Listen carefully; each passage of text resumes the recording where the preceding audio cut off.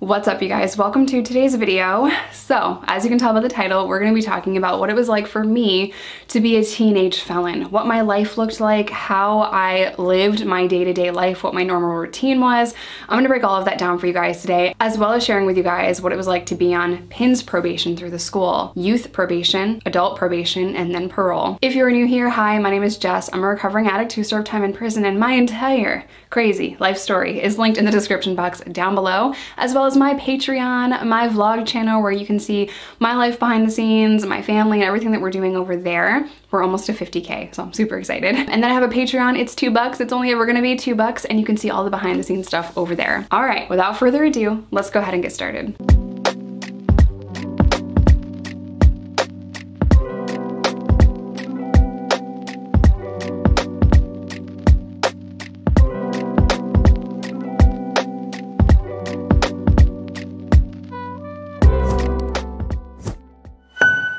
I first started probation at the young age of 14, I want to say. And I was originally assigned a probation officer through the school. Now, this is what is called PINS probation. That is person in need of supervision. And it's basically just like regular parole, except it's through the school. So I still saw a probation officer.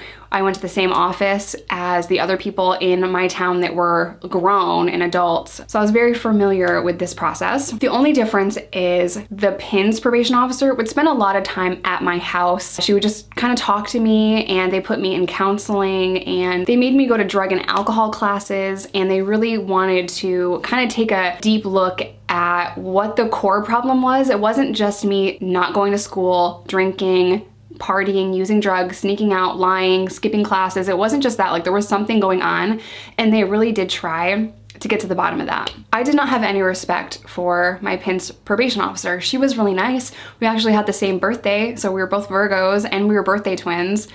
But I didn't have any respect for her job. I'll say that. Not her as a person, but for her job. I didn't like being asked where I was going, what I was doing, what was wrong with me. I was so closed off and defensive. I had a chip on my shoulder.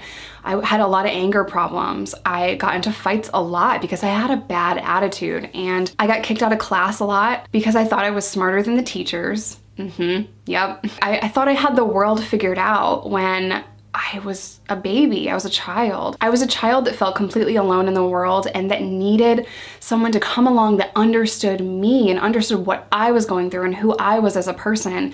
Because at that time I felt like everyone was just trying to change me. And yes, they wanted me to not do all the bad things I was doing, but I didn't feel like anyone in the world understood me or what I had been through or understood the things that had happened to me in my life. And I felt very alone. I could be in a crowded room filled with tons of people from different places, and I still feel completely alone. And that feeling stayed with me for a very long time. So my daily routine as a teenager looked a little something like this. My parents' house was directly across the street from a house that was periodically empty. And I talked about this in the video that my parents appeared in. I interviewed them. I will leave it on the card up here.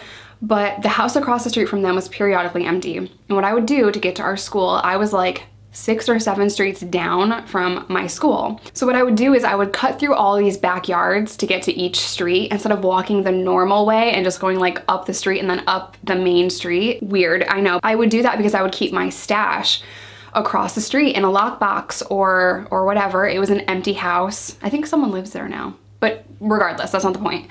I would keep my stuff over there. So every single morning, my stepmom was a teacher a couple of towns over. And for her, it was like a 25-30 minute drive to work. So she'd have to leave the house a little bit early, and my dad was still asleep because my dad works from noon to 8. So he was still asleep in the mornings that I would go to school. So as soon as my stepmom would leave, which was still too early for me to even go to school, I would go across the street, get my stash, smoke a little bud, do what I was doing, maybe take a couple shots of Jack Daniels, and then I would go to my friend's house, and there we would either smoke or drink or what have you until it was time to go to school. That was my everyday morning routine. I'd get to school, sometimes I was late, sometimes I wasn't, and the whole time that I was there, I was just trying to find a way to leave. And that's all I wanted to do. I wanted to leave. Now, the reason that I would drink so much in high school is because they didn't have a test back then to test if I was drinking alcohol. They could only test for drugs. So I was smoking bud, and what I would do is that I would pass my drug screens is I kind of had a feeling for when they were coming. After being on it for a little while, I could kind of tell like, oh, they're gonna test me on Mondays, or they're gonna test me every other, like sometimes they would be like super, super random and back to back, but I had a pretty good feel for their schedule and their routine. They'd let me go a couple of weeks and then they'd test me, or they'd test me on a Monday or whatever. And I was very like aware of exactly what days. I would even document the days that I would get drug screens. And the reason that I was drinking alcohol is because they couldn't test for that, right? So what I ended up doing is, because I smoked, I had to detox my body, and I became brilliant at doing this. I would drink tons of water and green tea and take vitamins so that my urine was not dilute, and I would do everything that I could to be able to pass my drug screens. So I was constantly drinking water, constantly drinking tea, constantly eating foods that were antioxidant, constantly doing these things, and I became obsessed with the process of detoxing my own body so that I could smoke. And that is like super unhealthy, super crazy that I had worked that out in my mind. Instead of not smoking, I felt as though I couldn't do that because my anger was so bad that if I didn't smoke, I would become aggressive. But then at the same time, I was drinking, and drinking sometimes made me aggressive, and I was just a very angry person. I don't want to blame my anger on a substance because that's not what it was. The core of the problem was I had a chip on my shoulder and I was a very angry person. I used to wake up angry.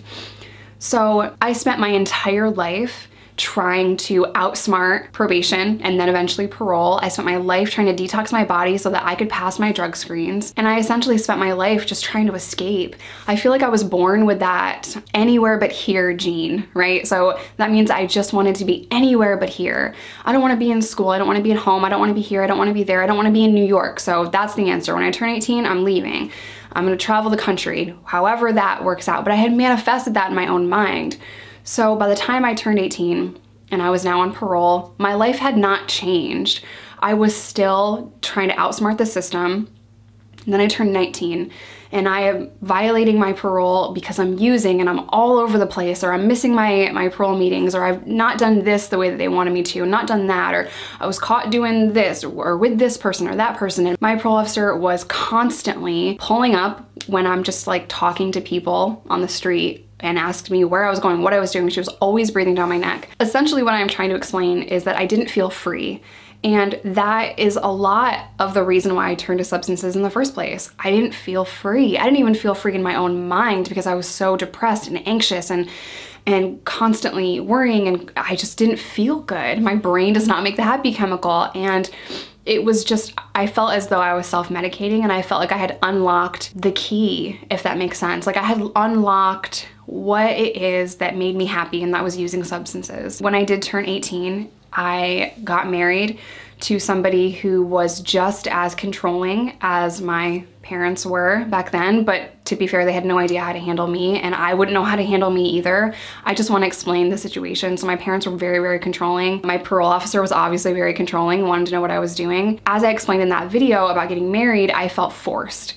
And a lot of things that I did, I felt forced into. I got married to a very controlling person that followed me around, called my job 50,000 times in a month to see where I was and if I was really there. I couldn't even go visit my own family without him being there, and he constantly tried to drive a wedge in between me and my family so that he could keep me isolated. Red flag number 1,000. Now, with all of these components of this marriage that I'm in and parole and my job now, I will back up to high school in a second. With all of these components, being an 18-year-old that was addicted to multiple substances, I felt like there was no way out, and I felt like I couldn't be free. You know, I'm finally 18 and I can't be free. I have parole and I have this guy that just wants to control my every moves and my every thought, and I can't even talk on the phone without him being in the room and listening to what I'm saying. And I felt like I was drowning. I felt like I was drowning. So just to back up a little bit, when I was in high school, I had that same feeling. Like I couldn't escape the feeling of not being free, and I felt as though high school was not it for me. I was miserable. I hated going. I didn't want to be around anybody.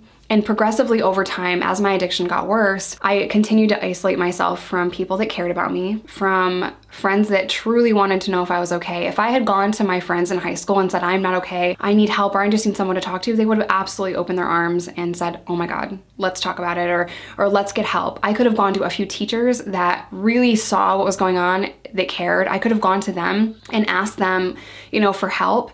But I didn't, because I didn't think anyone understood and I didn't think anyone could help me. I felt as though I had created this life and this is where we are.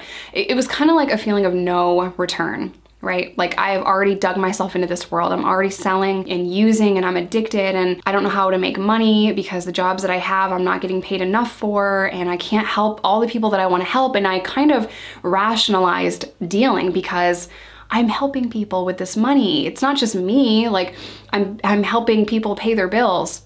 No, that was me justifying my very wrong actions. But as a young person, I didn't see the difference. To me, back then, the ends always justified the means. And it took a long time to break that cycle and to really take a good, hard, long look in the mirror to see who I was and how my actions were so bad. And I'm like, oh, I got in a fight with that person because she did something wrong, or I punched her because she said that to me and she deserved it. I did this for that reason or this reason, or no, I was the problem. I was the problem, but for a long time I was too blind to that. I didn't understand that it was me that needed to heal, and it was me that was the problem, and it was me that needed to do a lot of self-reflection and growth. But how could you say that to an 18-year-old? You know, I thought I had the whole world figured out, and my whole life was just completely chaotic, from trying to detox myself to trying to outsmart the system and manipulate the system. And even when I was locked up, I didn't take it seriously. I chased drugs and that was literally my life. At 19, I heard about a magazine crew and decided to travel the country, but I did so on the run. I did so because I was gonna fail my drug tests. And I'm sharing all of this with you guys because it started at such a young age for me, and if you are the parent of an addict and you don't understand, I can speak from my experience in saying that I felt so alone and I felt like no one understood me and everyone was judging me and everyone was just trying to change me, and no one really cared about who I was. They just cared about all the bad stuff I did, and they didn't see beyond that. I wish I knew at 13, 16, 19, 22, 25. I wish I knew that the answer was right in front of me the whole time. Addiction is often the surface problem. When we treat addiction, we end up treating anxiety, depression, mental health, borderline personality disorder, bipolar, ASPD. We end up treating all of these other mental health issues, schizophrenia. The list is so long. We end up treating those things.